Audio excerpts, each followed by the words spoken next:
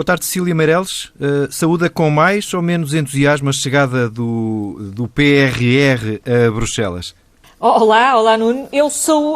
A minha saudação não é nada entusiástica, nem se chega a ser uma saudação. Eu acho que este PRR é o verdadeiro guião para Portugal não sair da cepa torta nas próximas décadas.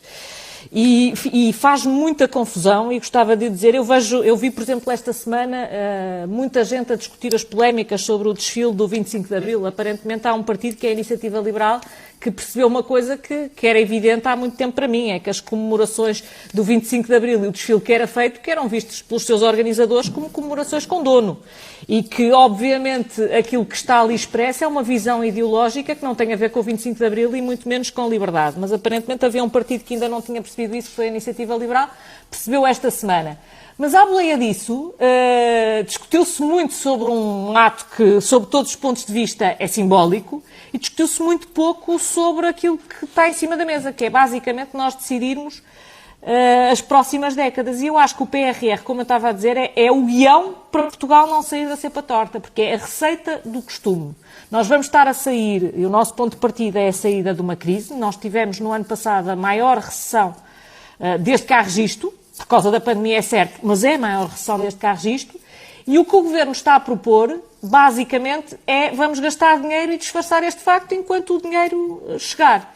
E eu gostava aqui de lembrar uma coisa.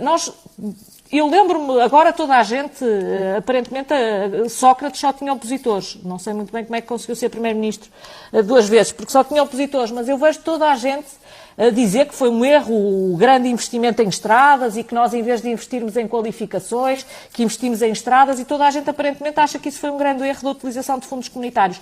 Nós vamos fazer exatamente a mesma coisa.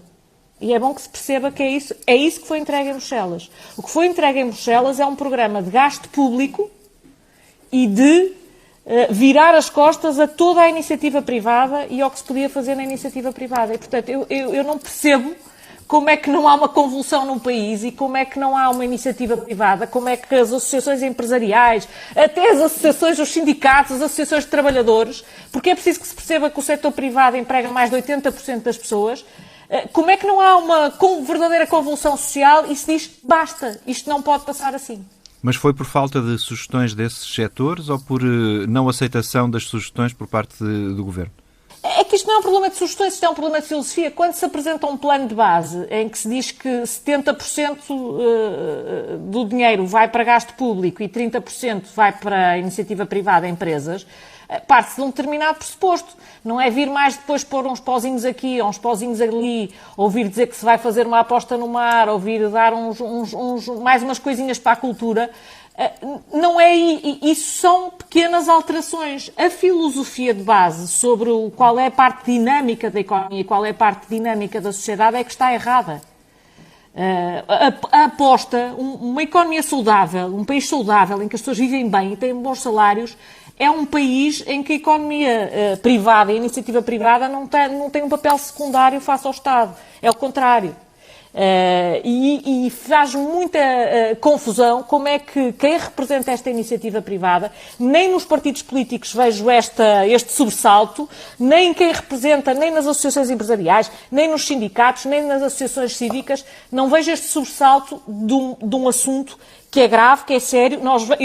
Nós daqui a 30 anos vamos estar a olhar para trás e a dizer sobre este plano exatamente o que dizemos sobre os fundos comunitários, que muitos foram desperdiçados, que houve muita fraude e que nós investimos em betão em vez de investirmos em pessoas. Mas não está a mudar alguma coisa em termos da economia ou esse setor privado continua extremamente dependente do Estado para crescer? Bom, é evidente que quando se tem uma crise como aquela que nós tivemos, eu acho que não está nada dependente do Estado para crescer. Aliás, se olhamos para a grande crise que tivemos e para a maneira como as exportações aumentaram, é bom de ver que isso chama-se independência face ao Estado. Em alguns casos, eu diria mesmo dinamismo apesar do Estado. É evidente que quando há uma crise como provocada pela pandemia, como é que nós tivemos, que é basicamente o Estado dizer assim às empresas, os senhores estão proibidos de trabalhar, estão proibidos de abrir a porta, estão proibidos de vender. Vir depois dizer que para sair daqui as empresas estão muito dependentes do Estado, com certeza que é preciso algum tipo de apoio para as empresas estarem no mesmo pé em que estavam antes de terem sido obrigadas a encerrar e antes de, por razões de saúde pública, o seu negócio ter sido aniquilado.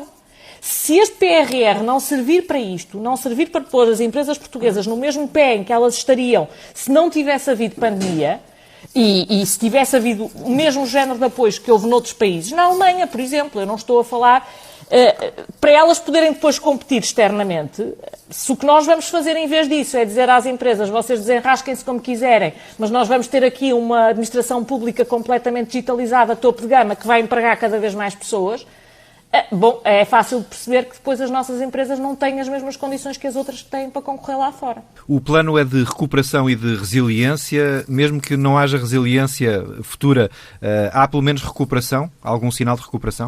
É preciso perceber-se uma coisa em economia. Quando se pega em 15 mil milhões de euros e se gasta esse dinheiro na economia, naqueles anos em que se está a gastar, é evidente que isto tem um efeito.